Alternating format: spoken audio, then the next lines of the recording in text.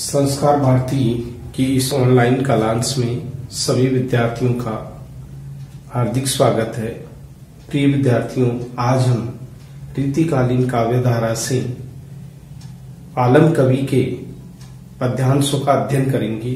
कवि आलम जो रीति मुक्त काव्य धारा की स्वच्छंद काव्य धारा के प्रमुख कवियों में प्रमुख कवि माने जाते हैं। उन्हीं कवियों में कवि आलम का नाम बड़े आदर के साथ लिया जाता है। इन्हें शेख के नाम से भी संबोधित किया गया है। साथ ही साथ इन्होंने कृष्ण की और गोपियों की विरह प्रेम को भी बड़े आकर्षक शब्दों में हमारे सामने प्रस्तुत किया है।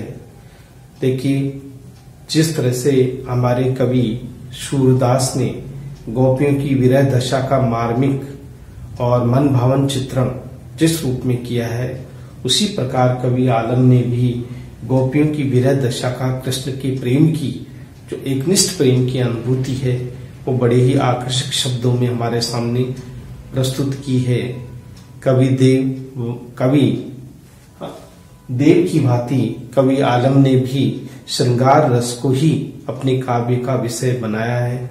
उन्होंने संयोग श्रृंगार और वियोग श्रृंगार के दोनों पक्षों का बड़ा ही मनभावन और काव्य के अनुरूप उसका चित्रण किया है।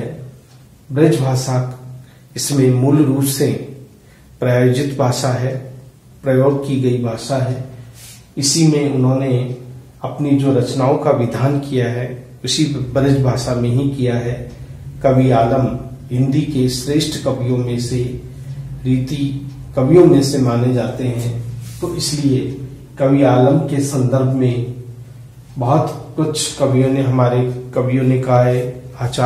बहुत सारे आचार्यों ने कहा है कि श्रृंगारिकता की जो मनभावन रूप है वो आलम जैसे कवि के ही रचनाओं में देखने को मिलता है। कवि आलम ने एक एक शब्द में विरह की अनूठी जो अनुभूति हमारे सामने प्रस्तुत की है वो अपने आप में अलग है, अपने आप में अनूठी है। कवि आलम जो श्रृंगार की धारा में रहते हुए भी उन्होंने कृष्ण की भक्ति का पावन और पवित्र चित्रण जिस रूप में किया है वो अपने आप में अनूठा है। गोपियों का जो प्रेम है कृष्ण के प्रति वो एकनिष्ठ समर्पित प्रेम है। इसी समर्पित प्रेम को कवि आलम ने बड़े ही आकर्षक शब्दों में प्रस्तुत किया है। यद्यपि आप जानते हो कि रीति काव्य में मूल रूप से श्रृंगार ही काव्य का विषय रहा है, किंतु श्रृंगारिकता का शुद्ध और परिष्कृत रूप आलम के काव्य में देखने को मिलता है, वह अन्यत्र देखने को नहीं मिलता। कवि आलम ने जो वियोग का मन भावक या मार्म स्पर्शी चित्रण किया है वो अपने आप में अनूठा है। आइए हम देव के जो हमारे पद्यांश है उन पद्यांश कवि आलम के पद्यांशों का जो अध्ययन है वो हम इन पद्यांशों में करेंगे।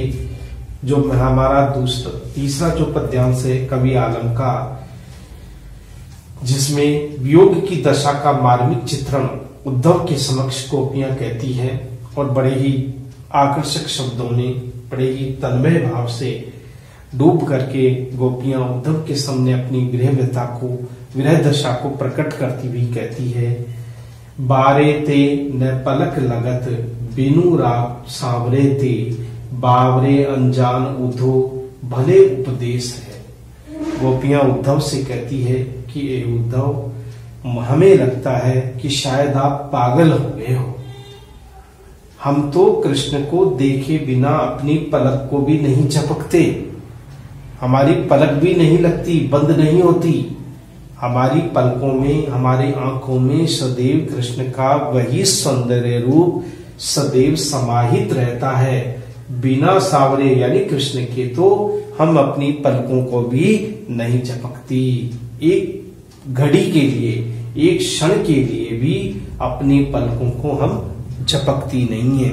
और तुम कहते हो कि योग को धारण करो, तुम कहते हो ज्ञान को योग की शिक्षा को धारण करो, निर्गुण को धारण करो। ऐसा लगता है कि हे उद्धव, तुम्हारा निर्गुण रूप हम कैसे स्वीकार करें? हमारी पलकों पर, हमारी आंखों के सामने तो कृष्ण का वह मधुर रूप, आकर्षक रूप ही सदैव बना रहता है। हम गलती से भी अपनी पलक को भी नहीं झपकती, बंद नहीं करती हैं। बावरे अनजान उद्धव भले उपदेश है।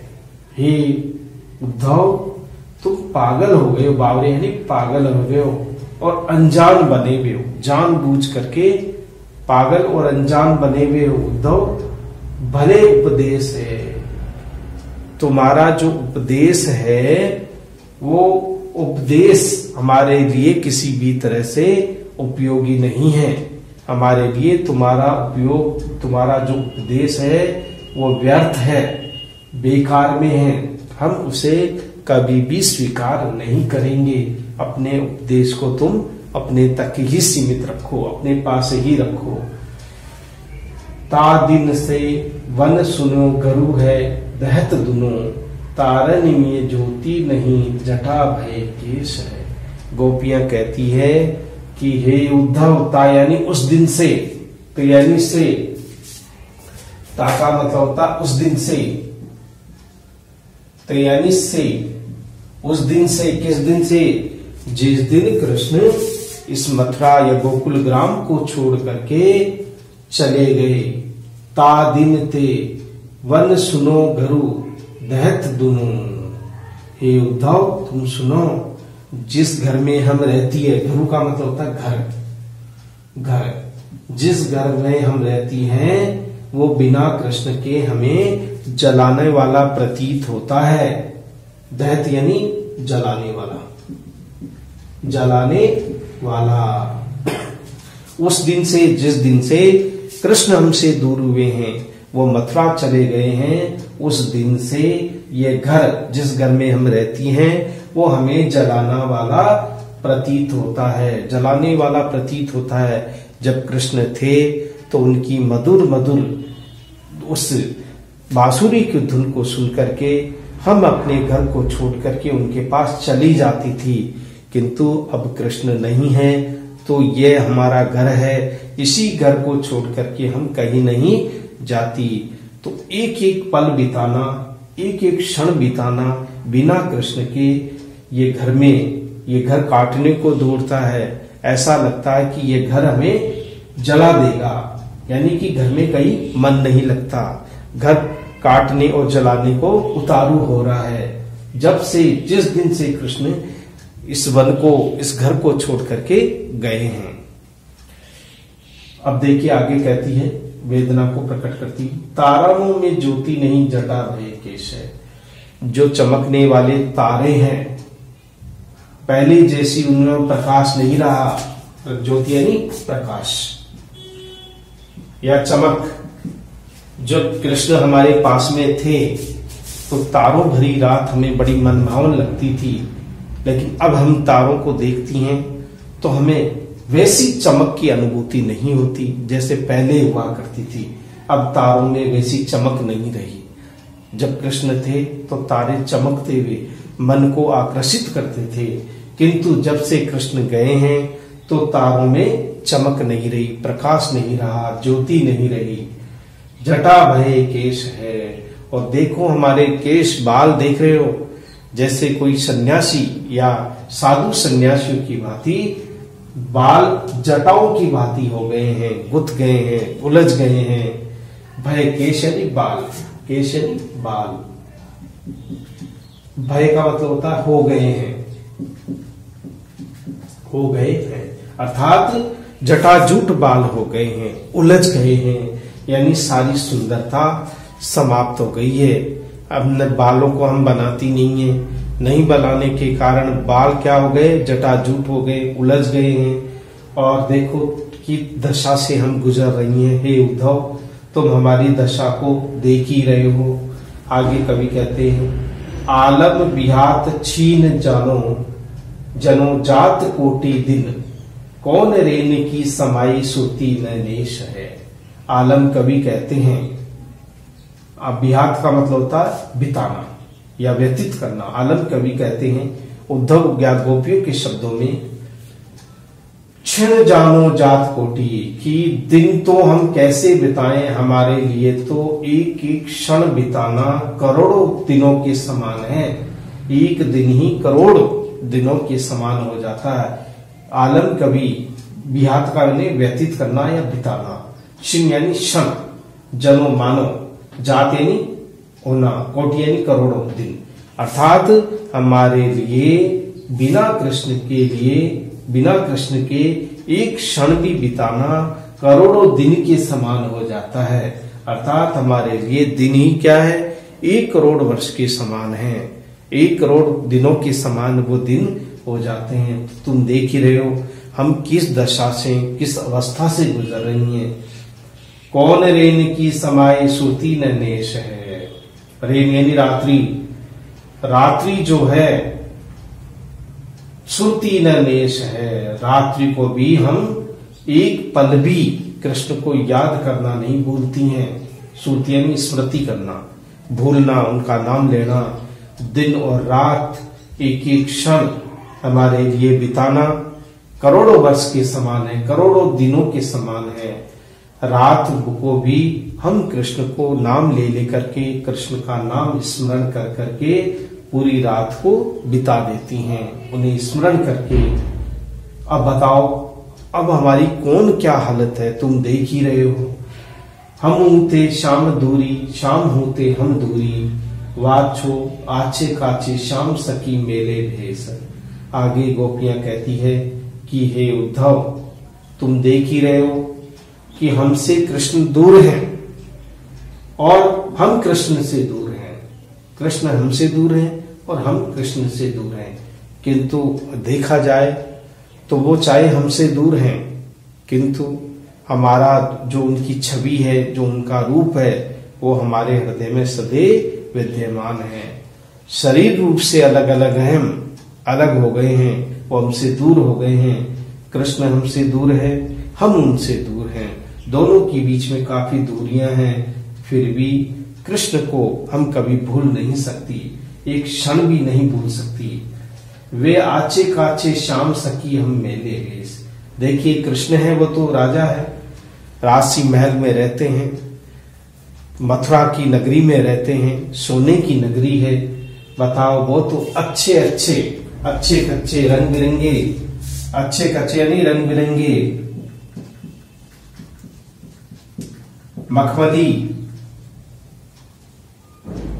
वस्त्रों को धारण करते हैं, क्योंकि वो राजा है, वो भगवान कृष्ण हैं।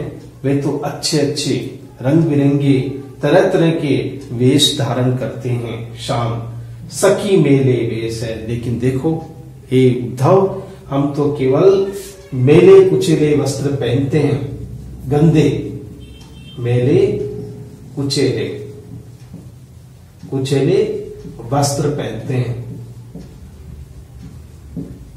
अर्थात कृष्ण तो राजसी वेशभूषा धारण करते हैं, क्योंकि वो राजा है, राजशाही से वो रहते हैं। और हमारी दशा देख रहे हो कि हम केवल मेले कुचेले वस्त्र पहनकर ही सदैव उनको याद करती रहती हैं।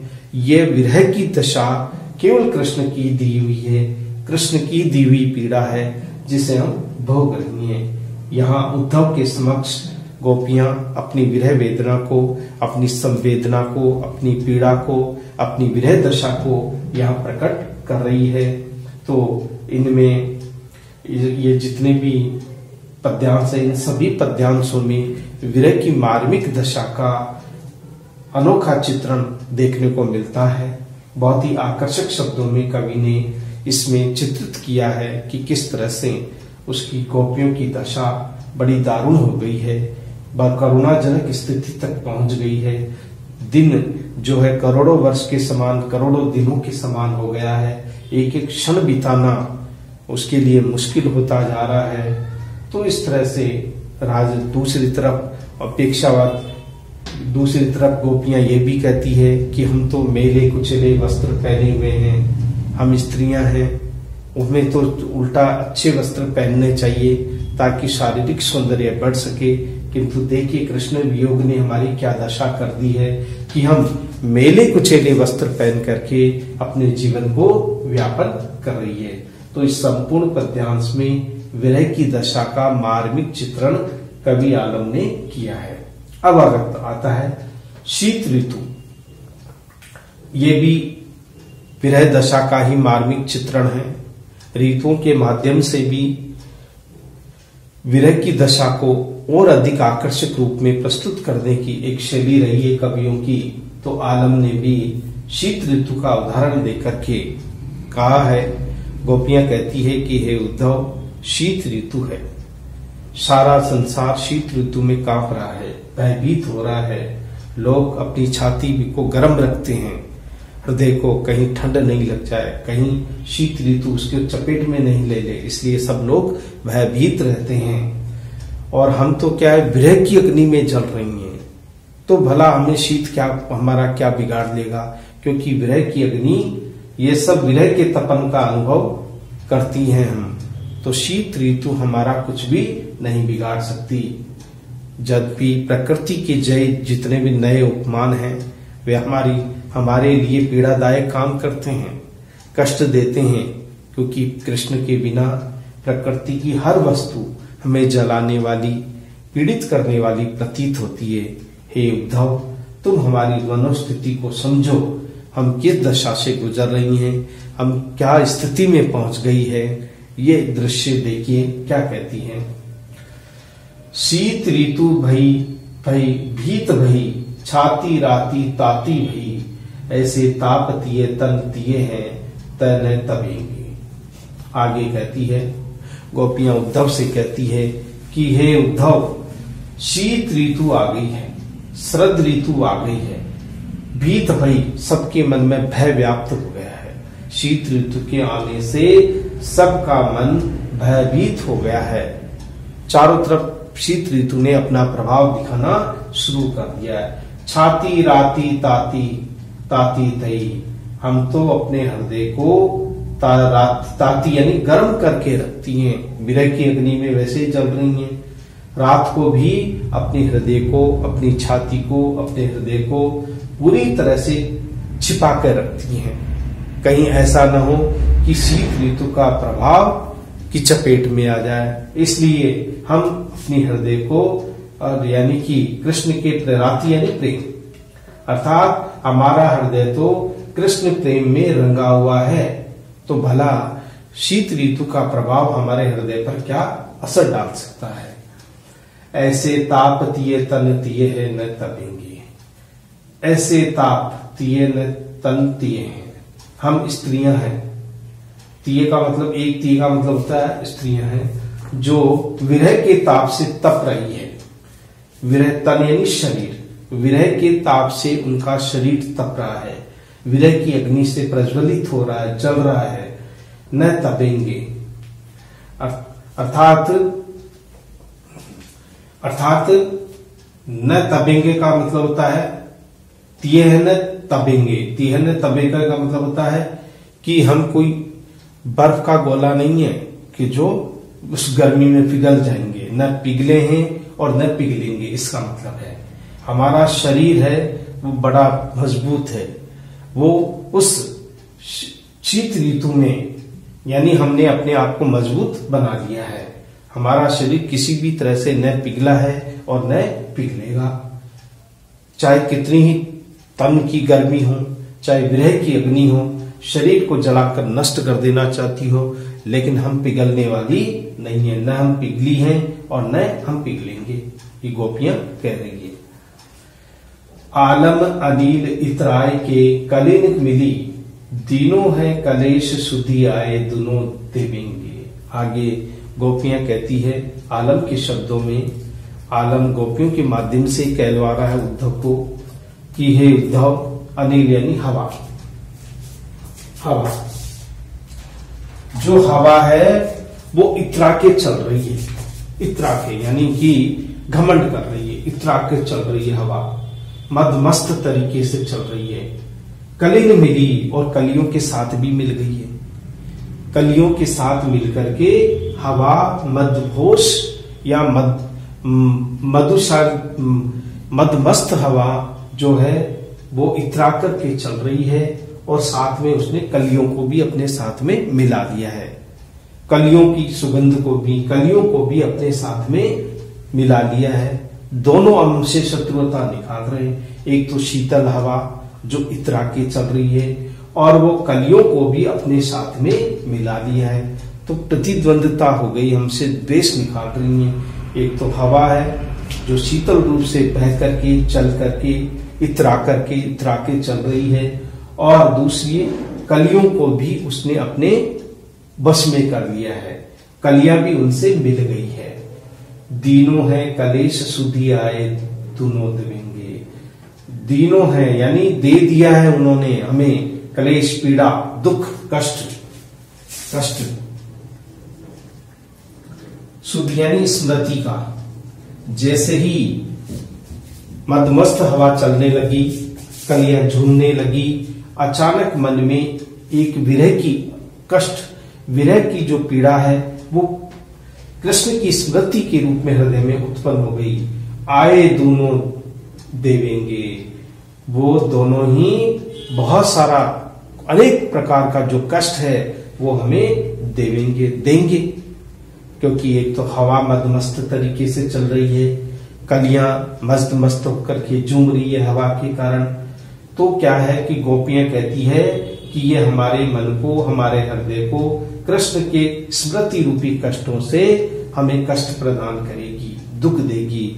जैसे ही हम इनको याद करती हैं, देखती हैं, तो हमारी विरह वेदना और अधिक बढ़ जाती है और अधिक पीड़ादायी हो जाती है। ग्रीष्म ते उषम है विषम आषाढ़ ऊधो, माधो जो न आए मन भ्रमत जो भवेंगे।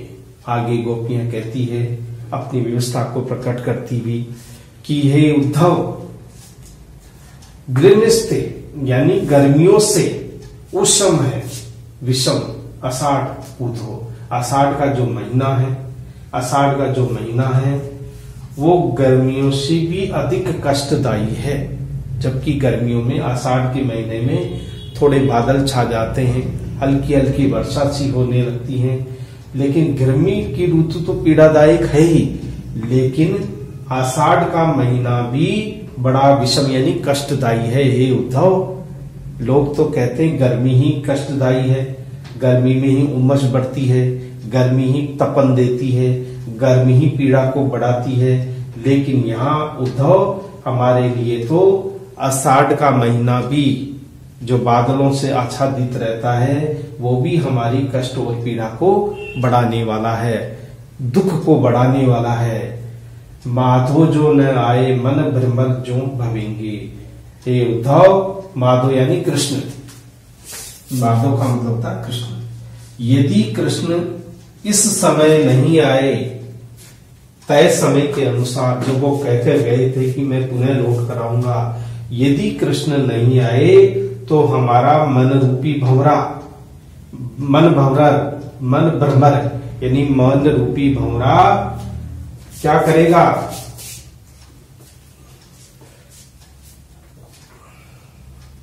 भवेंगे का मतलब होता है डोलेगा, डोलोगे यानी हमारा मन है वो भंवरों की भांति इधर उधर डोलता रहेगा, स्थिर नहीं रहेगा। हमारा मन जैसे भंवरा डोलता रहता है इधर उधर, उसी तरह से अगर कृष्ण नहीं आए तो हमारा मन रूपी भंवरा भी इधर उधर डोलता रहेगा।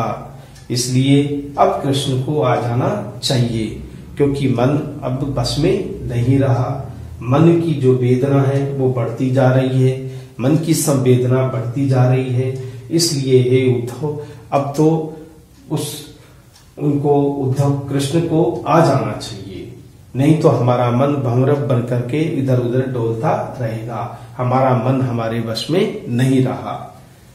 देखिए, तो इस प्रकार इसमें मन की स्थिति का बड़ा ही आकर्षक और मन भावन चित्रण किया है। ऋतुएं हमेशा नायिकाओं के लिए कष्टदायी रही है, चाहे वो सर्दी हो, गर्मी हो, बरसात हो। प्रत्येक ऋतु में प्रीतम की स्मृति का हो आना एक स्वाभाविक प्रक्रिया है। सभी कवियों ने ऋतु वर्णन के माध्यम से विरह की दशा को और अधिक दारुण और अधिक कष्टदायी बना दिया है।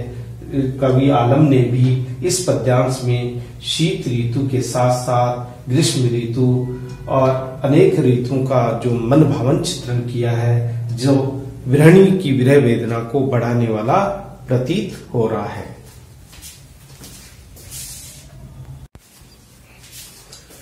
तो इस प्रकार कृष्ण के आने पर ही मेरा जो मन भ्रमर है वो पूरी तरह से नियंत्रित हो पाएगा। अब अंतिम दो पंक्ति में देखिए क्या कहते हैं आलम। बदवे को बूंदनी वियोगनी को बीनी बीनी आए बेरी बादल बिलासी बिसासी बेस पवेंगे। आगे गोपियां कहती है कि हे उद्धव, वियोगनी के लिए, बिनी बिनी का मतलब होता है हल्की हल्की, बिनी बिनी यानी हल्की हल्की, हल्की हल्की, वियोगनी यानी वियोग में जलने वाली, वियोग में जलने वाली गोपी, गोपियां। बूंदनी यानी बूंदों में, बूंदों में।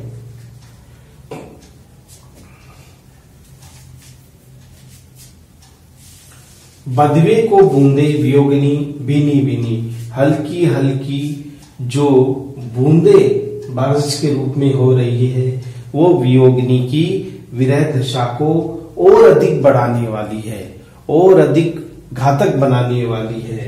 यद्यपि बूंदों का रूप क्या है, हल्का हल्का है, बीनी बीनी यानी हल्की हल्की है, लेकिन यही हल्की हल्की बूंदें ऐसा लगता है कि जैसे कोई वर्षा का यानी वर्षा के रूप में कोई विष बरस रहा हो, यानी आए बेरी बादल विसासी विष बहेंगे। देखो बेरी यानी शत्रु करने वाले, शत्रुता निकालने वाले, शत्रुता निकालने वाले वाले, बादल यानी बादल। आगे गोपियां कहती है कि हे उद्धव, देख रहे हो तुम, हमारे से शत्रुता निकालने वाले काले काले बादल भी उमड़ घुमड़ कर आ गए हैं। विसासी विष बहेंगे, ये क्या करेंगे कि वर्षा के रूप में विष की बारिश करेंगे। वर्षा के रूप में विष बहेंगे का मतलब होता है, विष बहेंगे का मतलब होता है वर्षा के रूप में, वर्षा के रूप में विष वर्षा करेंगे। अर्थात ये पूर्ण विश्वास है कि काले काले जो बादल हैं वो हमसे शत्रुता निकालने के लिए आ गए हैं, और ऐसा लगता है कि वर्षा के रूप में विष की वर्षा करेंगे। ऐसा प्रतीत होता है कि ये हमसे कोई, जिस तरह से ये बादल है, ये बादल की जो बूंदे हैं, ऐसा लगता है कि विष के बुझे हुए जैसे बाण होते हैं, बुझे हुए बाण के समान ये बूंदे हमारे हृदय पर ठेस पहुंचाती है, हृदय पर प्रहार करती है। तो इन पद्यांशों में कवि आलम ने विरह की दशा की मार्मिकता का चित्रण किया है। यह वर्षा ऋतु का है, ग्रीष्म का आ गया, तो सभी प्रकार की मनोभावों का जो चित्रण है, गोपियों की विरह दशा का ही चित्रण किया गया है। गोपियों की विरह दशा, विरह दशा को ही इस काव्य के अंतर्गत दर्शाया गया है। कैसे वियोगिनी जो नायिकाएं हैं, वो गोपियां हैं, वो ऋतुओं की जो प्रभाव है, ऋतुओं की जो प्रतिकूल प्रभाव है, वो किस तरह से विरहणियों की विरह दशा को बढ़ा देता है। इस चौथे पद्यांश में कवि आलम ने अपने आकर्षक शब्दों में गोपियों के माध्यम से उस बात को स्पष्ट किया है। तो ये जो पद्यांश है ये भी विरह की मार्मिकता को दर्शाने वाला पद्यांश है, जो उद्धव के सामने ही गोपियां अपनी विरह दशा को प्रकट करती है। इसमें अतिशोक्तिपूर्ण रूप का भी वर्णन किया गया है। इसके अलावा अनुप्रास, यमक, रूपक, उत्प्रेक्षा इन सभी अलंकारों का प्रयोग इन दोनों पद्यांशों में छाती, राती, ताती आदि शब्दों का प्रयोग जैसे है तन तिये अनुप्रास अलंकार का ताप तिये तन तिये है। इसका मतलब अनुप्रास अलंकार का प्रयोग भी इसमें किया गया है। यहाँ अनुप्रास है क्योंकि किस शब्द का वर्ण बार बार जहां प्रयुक्त हो वहां अनुप्रास है, अनुप्रास अलंकार। तो इस प्रकार से उपमा है, उपमा भी दी गई है, भ्रमर ज्यों भरेंगे उपमा है, उपमा उपमा अलंकार का प्रयोग भी यहां किया है। तो इस प्रकार से यहां अतिशोक्तिपूर्ण रूप से वर्णन भी देखा जाता है। अतिशोक्ति अलंकार है ये, किसी चीज को बहुत बड़ा चढ़ा करके जहां चित्रण कर दिया जाता है तो वहां अतिशोक्तिपूर्ण अलंकार होता है। तो इसमें पहले ही पद्यांश में गोपियों की विरह दशा का मार्मिक चित्रण किया गया है, तो वहीं ऋतुओं के होने वाले विरही हृदयों के प्रभाव को बड़े ही आकर्षक शब्दों में कवि आलम ने गोपियों के माध्यम से उस विरह दशा का मार्मिक और हृदय स्पर्शी चित्रण हमारे इस पद्यांश में किया है। तो अब हम आइए हम इनके विशेष को देखते हैं कि इनकी विशेषता को हम किस रूप में देख सकते हैं। तो आइए हम विशेषता को हम लेते हैं, प्रत्येक में हम विशेष को लेंगे। अगर हम देखें तो दोनों के विशेष को पद्यांश में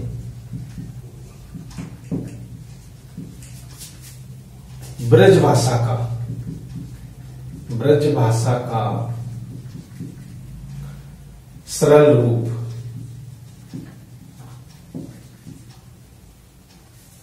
प्रस्तुत किया गया है।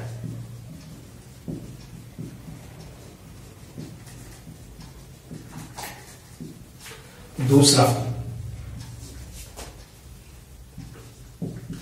काव्य में विरह की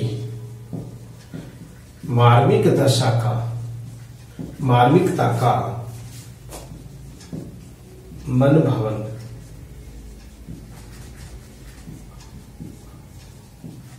चित्रण है। तीसरी विशेषता है काव्य में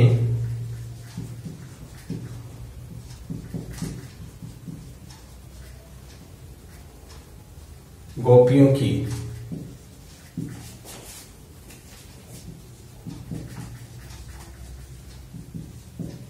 शारीरिक एवं मानसिक दशा का,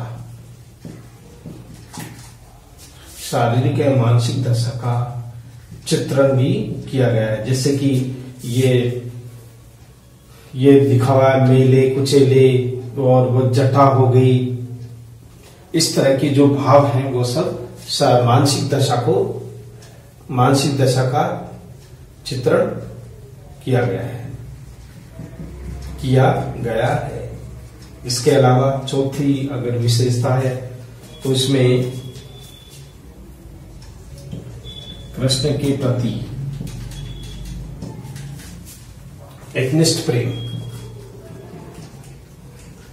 एकनिष्ठ प्रेम एवं ज्ञान योग के प्रति उपेक्षा भाव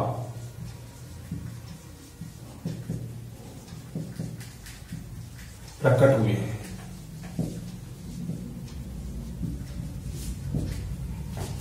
पांचवी जो विशेषता है, काव्य में अनुप्रास, रूपक, उपमा, अतिशोक्ति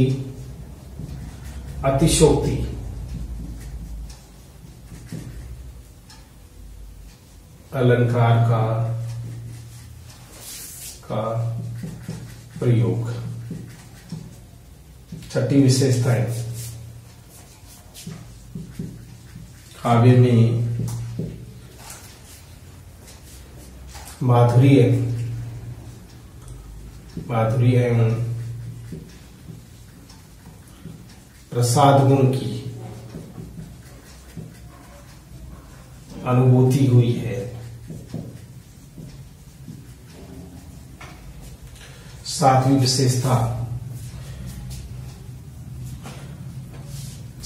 विशेषता है विरह को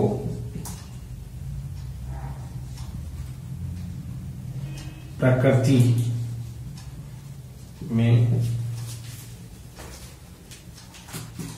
होने वाले ऋतु परिवर्तन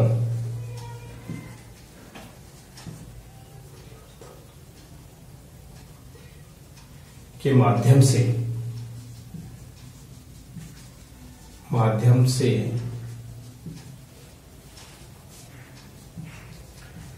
विरह दशा का चित्रण किया गया है। 8वां अगर हम बात करें तो इसमें तद्भव, तत्सम ये तो आएंगे ही, सभी में मिलते हैं। देश शब्दों का प्रयोग, ये सारी विशेषताएं इन सभी पद्यांशों में हम देख सकते हैं। किस तरह से कवि आलम ने अपने पद्यांश में ब्रज भाषा का सरल रूप हमारे सामने प्रस्तुत किया है। काव्य में विरह की मार्मिकता का मन भावन चित्रण भी है। काव्य में गोपियों की शारीरिक और मानसिक दशा का चित्रण किया गया है। कवि कृष्ण के प्रति एक निष्ठ प्रेम और ज्ञान योग के प्रति उपेक्षा का भाव प्रकट हुआ है इनमें सभी पद्यांशों में। और काव्य में अनुप्रास, रूपक, उपमा और अतिशयोक्ति अलंकार का प्रयोग भी देखा जा सकता है। काव्य में माधुर्य एवं प्रसाद उनकी अनुभूति इन दोनों पद्यांशों में हुई है। इसके अलावा विरह को प्रकृति में होने वाले ऋतु परिवर्तन के माध्यम से विरह दशा का चित्रण किया गया है। इसमें तद्भव, तत्सम और देश शब्दों का प्रयोग भी अत्र तत्र देखा जा सकता है। तो ये जो दोनों विशेषताएं हैं, ये समस्त विशेषताएं कवि की काव्यगत विशेषताओं को प्रकट करता है। ये सभी विशेषताएं इन दोनों पद्यांशों में देखी जा सकती है। और उद्धव की ज्ञान योग दशा पर व्यंग भी किया गया है, हम ये भी कह सकते हैं। ज्ञान योग पर व्यंग भी है। 9वां हम ये कह सकते हैं ज्ञान योग पर व्यंग एवं भक्ति का समर्थन, एवं भक्ति और प्रेम का समर्थन, ये सभी विशेषताओं को प्रकट करने वाले विचार हैं, भाव है। तो इस प्रकार हम ये कह सकते हैं कि कवि आलम ने इन सभी विशेषताओं के साथ में ये ब्रज भाषा का जो काव्य रचा है वो अपने आप में अनूठा है, वास्तव में पाठकों को प्रभावित करने वाला है। तो इस प्रकार हम ये कह सकते हैं कि ये जो दोनों पद्यांश हैं, उन दोनों पद्यांशों में गोपियों की विरह दशा का बड़ा ही मार्मिक और अनूठा चित्रण किया गया है। तो इस प्रकार ये थे हमारे कवि आलम के कुछ पद। शेष जो पद हैं जो हमसे रह गए हैं, उनका अध्ययन हम आगामी कालांश में करेंगे। तब तक के लिए थैंक यू वेरी मच।